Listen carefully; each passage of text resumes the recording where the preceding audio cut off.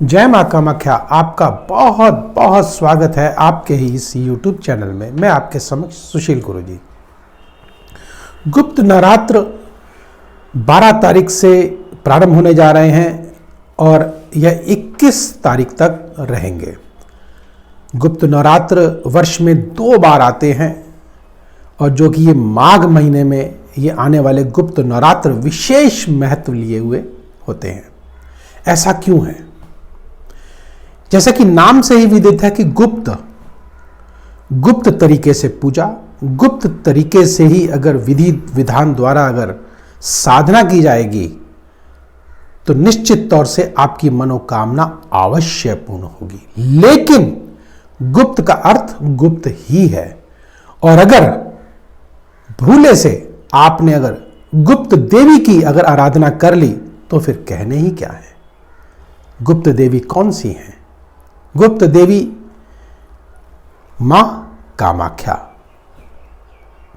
क्योंकि आपको मालूम ही है कि मां कामाख्या गुप्त हैं और अगर गुप्त तरीके से गुप्त विधि द्वारा अगर पूजा की जाएगी तो मैं आपको विश्वास के साथ कहूंगा कि आपके सभी मनोरथ कार्य सिद्ध अवश्य होंगे। अगर आप हार चुके हैं, विभिन्न प्रकार की पूजाएं की हैं, साधनाएं की हैं, तपस्याएं की हैं, यज्ञ किए, हवन किए हैं और आप निराश हो चुके हैं तो यह निराश की घड़ी अब खत्म हो गई है।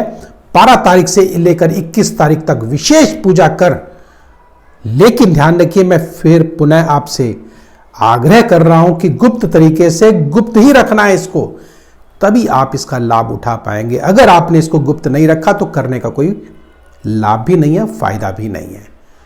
फिर आप कहेंगे कि गुरुजी आपने हमें बताया था, पूजा विधि बताई थी, मुहूर्त बताया था, साधना बताई थी कि कैसे तपस्या करनी है बताया था, लेकिन हमें लाभ नहीं हुआ।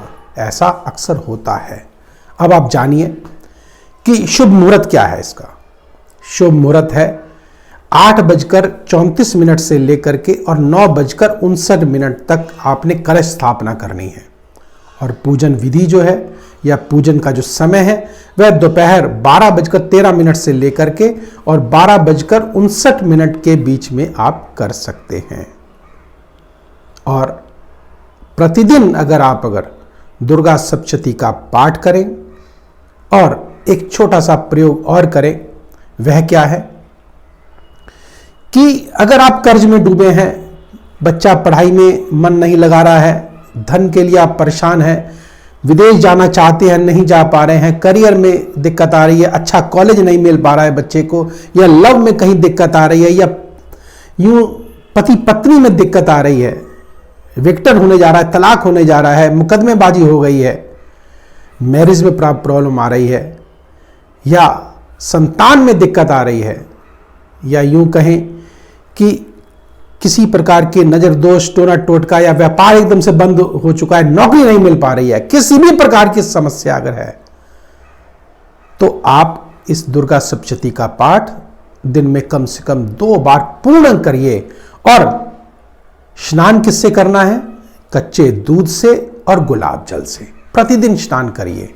10 दिन स्नान करिए, माता रानी के चरणों में आ जाइए, आपके सभी मनोरथ अवश्य सिद्ध होंगे। लेकिन यह विद्या गुप्त है, गुप्त तरीके से करना है, किसी को नहीं बताना।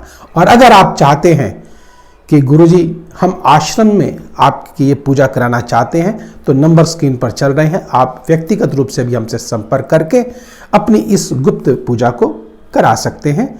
और अब मुझे दीजिए आज्ञा, क्योंकि समय की सुई इशारा कर रही है कि मुझे अपनी वाणी को यहीं विराम देना होगा।